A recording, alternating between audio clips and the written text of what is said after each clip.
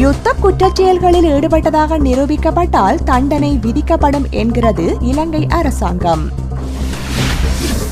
நாடாளுமன்ற தெரிவுக்குழுவில் கலந்து கொள்ள வருமாறு விடுத்த அழைப்பை தமிழ் கூட்டமைப்பும் நிராகரித்துள்ளது. காலிமுகத்திடல் ஆடம்பர சுற்றுலா விடுதி அமைக்க இந்தியாவின் பிசி நிறுவனத்துக்கு அனுமதி. மனித உரிமை ஆணையாளர் ஒருவரை நியமிக்க வேண்டிய அவசியம் இல்லை என ஜிஎல் கூறுகிறார்.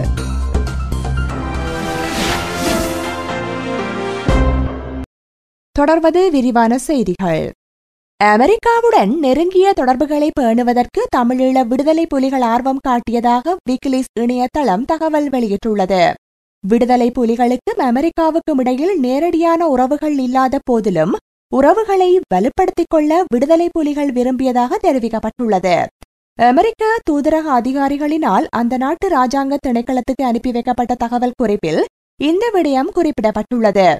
யுத்தம் தொடர்பில் அமெரிக்காவின் நிலைப்பாடு என்ன என்பதனை அறிந்து கொள்ள விடுதலை புலிகள் விரும்பியதாகவும் 2002 சமாதான முனைப்புகளின் அரசாங்க தரப்பு முக்கிய பிரதிநிதிகளில் ஒருவராக கருதப்பட்ட மிலிந்த மொரகொட இதனை குறிப்பிட்டதாகவும் தூதரக அதிகாரிகள் தெரிவித்துள்ளனர்.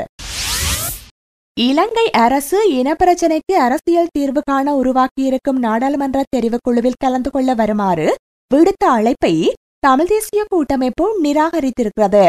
அரசு கூட்டமைப்புடன் வியாழனன்று நடத்திய பேச்சுவார்த்தைகளின் போது இந்த யோசனையை முன்வைத்ததாகவும், ஆனால் இரு தரப்புகளுக்கும் இடையே தற்போது நடைபெற்று வரும் பேச்சுவார்த்தைகளில் முடிவில் காணப்படும் இணக்கப்பாட்டை இந்த தெரிவுக்குழுவின் முன்னர் வைத்து அதன் பின்னர் அந்த குழுவில் அதை பரிசீலிக்கும் போது அதில் பங்கு பெறுவது குறித்து யோசிக்கலாம் என்று தாங்கள் கூறியதாக தமிழ் தேசிய கூட்டமைப்பின் தலைவர் இரா சம்பந்தன் கூறினார். அரசு தரப்பில் இருதரப்பு பேச்சுவார்த்தைகள் மற்றும் இந்த நாடாளுமன்ற தெரிவுக்குழு ஆகிய இரு வழிமுறைகளுமே இணையாக நடக்கலாம் என்று கூறப்பட்டதா, அல்லது அரசு இந்த நாடாளுமன்ற தெரிவுக்குழுவை பேச்சுவார்த்தைகளுக்கு மாற்றாக முன்வைக்கிறதா என்று கேட்டதற்கு பதிலளித்த சம்பந்தன், அரசு இதுவரை தங்களிடம் இருதரப்பு பேச்சுவார்த்தைகளை கைவிட வேண்டுமென்று கூறவில்லை என தெரிவித்தார். யாழ்ப்பாணம் திருநெல்வேலி பகுதியில் நேற்றைய தினம் ஒரே இரவில் 11 கடைகளில் கொள்ளை சம்பவம் இடம்பெற்றுள்ளது. இராணுவத்தினரின் கால் உள்ள நிலையில் மிகவும் திட்டமிட்ட வகையில் 11 கடைகளிலும் குழுவொன்று கொள்ளையில் ஈடுபட்டிருக்கலாம் என்று கூறப்படுகிறது. யாழ்ப்பாணம் திருநெல்வேலி பகுதியில் 7 கடைகளிலும் திருநெல்வேலி பரமேஸ்வரா சந்தியில் 4 கடைகளிலும் இந்த கொள்ளைகள் இடம்பெற்றுள்ளன. படையினரின் காவல் அரண்களும் இரவு நேர படைகளின் காவல்களும் உள்ள சமயத்திலேயே இந்த கொள்ளை சம்பவங்கள் இடம்பெற்றுள்ளன. கடந்த தினங்களில் எமது பல்கலைக்கழகத்தில் மாணவர்களுக்கு எதிராக வழங்கப்பட்ட வகுப்பு தடை தண்டனைகளானது எந்தவிதமான விசாரணைகளுமின்றி பொருத்தமற்ற முறையில் எழுந்தமானமாக வழங்கப்பட்டுள்ளது. இதனால் அப்பாவி மாணவர்கள் பலர் பாதிக்கப்பட்டுள்ளனர். எனவே பல்கலைக்கழக நிர்வாகத்தின் தான் தோன்றித்தனமான செயற்பாடுகளால் மாணவர் மத்தியில் கவலையும் விசனமும் ஏற்பட்டுள்ளது. கடந்த ஒரு வார காலத்திற்குள் எதுவித விசாரணைகளுமின்றி பல்கலைக்கழக அனைத்து பீடங்களையும் சேர்ந்த 30 மாணவர்களுக்கு வகுப்பு தடை விதிக்கப்பட்டுள்ளது. அதில் 20 மாணவர்கள் கலைப்பீடத்தைச் சேர்ந்தவர்கள். எனவே கலைப்பீடத்தைச் சேர்ந்த இந்த மாணவர்களுக்கு வழங்கப்பட்ட வகுப்பு தடையை மீள் பரிசீலனை செய்து விசாரணைகளின் பின்பு சரியான முறையில் மாணவர்களை இனம் கண்டு குறித்த வகுப்பு தடை தீர்மானங்களை எடுக்குமாறு பல்கலைக்கழக நிர்வாகத்தினரை பல தடவைகள் வலியுறுத்திய போதும் இந்த விடயம் பற்றி அசட்டைத்தனமாக உள்ளனர். எனவே மாணவர் நலனில் அக்கறையில்லாத பல்கலைக்கழக நிர்வாகத்தினரை கண்டித்து கலைப்பீட மாணவர்கள் 2/12/2012 அதாவது வெள்ளிக்கிழமை முதல் கால வரையறையற்ற வகுப்பு புறக்கணிப்பில் ஈடுபட உள்ளனர். யுத்த குற்றச்செயல்களில் ஈடுபட்டதாக நிரூபிக்கப்பட்டால் தண்டனை விதிக்கப்படும் என அரசாங்கம் அறிவித்துள்ளது.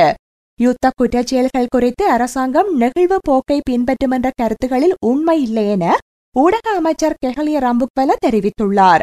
படைத்தரப்பைச் சேர்ந்த எவரேனும் யுத்த குற்றச்செயலில் ஈடுபட்டமை ஆதாரத்துடன் நிரூபிக்கப்பட்டால் நிச்சயம் தண்டனை விதிக்கப்படும் என அவர் குறிப்பிட்டார். குற்றச்செயல்கள் தொடர்பில் விசாரணை நடத்தும் நோக்கில் உண்மையை கண்டறியும் ஆணைக்குழு நியமிக்கப்பட்டது என அவர் தெரிவித்தார். நாட்டுக்கு நன்மை பயக்கும் நல்லிணக்கத்தை ஏற்படுத்தவே இந்த ஆணைக்குழு நிறுவப்பட்டது என அவர் குறிப்பிட்டார். யுத்தத்தில் எந்தவொரு சந்தர்ப்பத்தில் பொதுமக்கள் கொல்லப்படுவதை அரசாங்கம் ஏற்றுக்கொள்ளாது என அவர் தெரிவித்தார். யுத்த குற்றச் செயல்கள் தொடர்பில் அரசாங்கம் நெகிழ்வு தன்மையுடன் செயற்பட்டு வருவதாக சுமத்தப்படும் குற்றச்சாட்டுகளில் எவ்வித உண்மையும் கிடையாது என அவர் குறிப்பிட்டுள்ளார். பொதுநலவாய நாடுகள் அமைப்பில் மனித உரிமை ஆணையாளர் ஒருவரை நியமிக்க வேண்டிய அவசியம் கிடையாது என வெளிவிவகார அமைச்சர் ஜிஎல் பீரிஸ் மீண்டும் வலியுறுத்தியுள்ளார். எதிர்க்கட்சித் தலைவர் ரணில் விக்ரமசிங்க பாராளுமன்றில் சுமத்திய குற்றச்சாட்டுகளுக்கு பதிலளிக்கும் வகையில் அவர் இதனை குறிப்பிட்டார். மனித உரிமை ஆணையாளர் நியமனத்துக்கு உறுப்பு நாடுகளில் அங்கம் வகிக்கும் 54 நாடுகளில் 50 நாடுகள் எதிர்ப்பை வெளியிட்டதாக தெரிவித்தார். மனித உரிமை ஆணையாளர் நியமனத்துக்கு எதிர்ப்பு வெளியிடுவதில் எந்தவிதமான உள்நோக்கமும் கிடையாது என அவர் சுட்டிக்காட்டியுள்ளார். வடபகுதியில் காணி இல்லாத மக்களுக்கு காணிகளை பெற்றுக் கொடுக்கும் நன்னோக்கிலேயே அரசாங்கம் காணிப்பதிவை மேற்கொள்வதாக மீள்குடியேற்ற பிரதியமைச்சர் விநாயகமூர்த்தி முரளிதரன் தெரிவித்தார். எதிர்க்கட்சியும் சில தமிழ் அரசியல் கட்சிகளும் கூறுவது போல் எதுவிதமான தவறான நோக்கத்தையும் கொண்டு காணிப்பதிவு மேற்கொள்ளப்படவில்லை என அவர் கூறினார். வடபகுதியில் இடம்பெறும் காணிப்பதிவு குறித்து எதிர்க்கட்சியும் சில தமிழ் அரசியல் கட்சிகளும் பொய் பிரசாரங்களிலேயே ஈடுபட்டிருப்பதாகவும் அந்த கட்சிகளின் கூற்றுகளில் எதுவிதமான உண்மையும் இல்லை என அவர் குறிப்பிட்டார். பாதுகாப்புக்காக செலவிடப்படும் அனைத்தையும் முதலீடுகளாக கருதுவதாகவும் பயங்கரவாதிகளுக்கு உதவி செய்வோரே பாதுகாப்புக்கான நிதி ஒதுக்கீடுகளை குறைக்குமாறு கூறுவார்கள் எனவும் அமைச்சர் பெசில் ராஜபக்ஷ தெரிவித்துள்ளார்.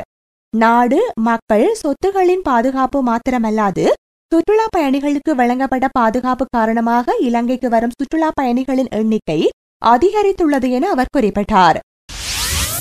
ஆடம்பர சுற்றுலா விடுதி மற்றும் கலப்பு வர்த்தக அபிவிருத்திக்காக முதலீடுகளை செய்ய அமெரிக்காவுடன் ஷெரட்டன் கூட்டு நிறுவனத்தின் பிரதிநிதியான வரையறுக்கப்பட்ட இந்தியாவின் பிசி நிறுவனத்துக்கு அமைச்சரவை அனுமதி வழங்கியுள்ளது என அமைச்சர் கெஹலிய தெரிவித்தார். அரசாங்க தகவல் திணைக்களத்தில் நடைபெற்ற அமைச்சரவை முடிவுகளை அறிவிக்கும் ஊடகவியலாளர் சந்திப்பில் அவர் இதனை குறிப்பிட்டார்.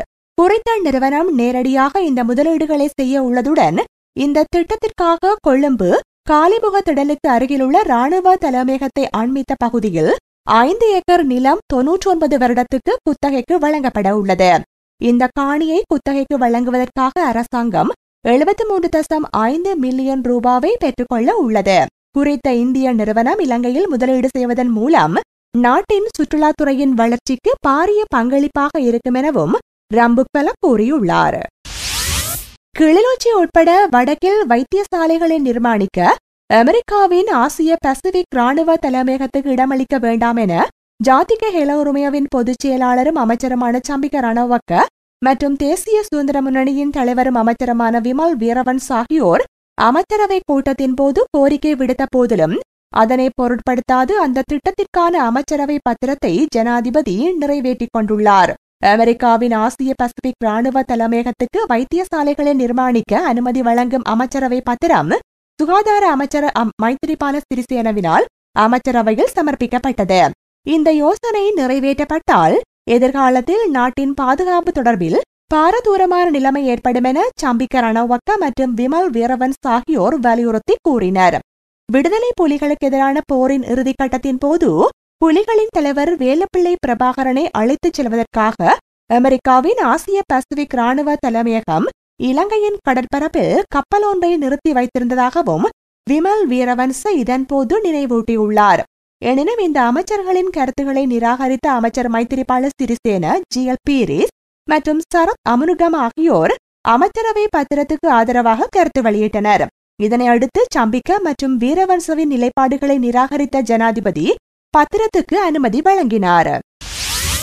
இந்திய மீன்பிடி படகுகள் இலங்கை கடல் எல்லையை மீறி மீன்பிடியில் ஈடுபட்டு வருகின்ற போதிலும் பொறுப்பு கூற வேண்டியவர்கள் அது சம்பந்தமாக எந்த நடவடிக்கையும் எடுக்கவில்லை என கட்பிட்டி மீனவர்கள் தெரிவித்துள்ளனர். கட்பிட்டியிலிருந்து 40 கடல் மைல் தொலைவில் மேற்கு பகுதியில் உள்ள கடல் பகுதி இலங்கைக்கு சொந்தமானது என கருதப்படுகிறது. எனினும் இலங்கை கடற்கரையில் இருந்து சுமார் 25 கடல் மைல் தூரம் வரை சென்று இந்திய மீனவர்கள் மீன்பிடியில் ஈடுபட்டு வருகின்றனர். இதனால் கட்பிட்டி மீனவர்கள் பெரும் சிரமங்களை எதிர்நோக்கியுள்ளனர். இலங்கை மீனவர்கள் சர்வதேச கடல் எல்லையில் மீன்பிடியில் ஈடுபடும் சந்தர்ப்பங்களில் கூட இந்திய பாதுகாப்பு படையினரால் கைது செய்யப்படுவதாக கட்பிட்டி மீனவர்கள் தெரிவித்துள்ளனர். இத்துடன் GTN செய்திகள் முடிவடைந்தன. வணக்கம்.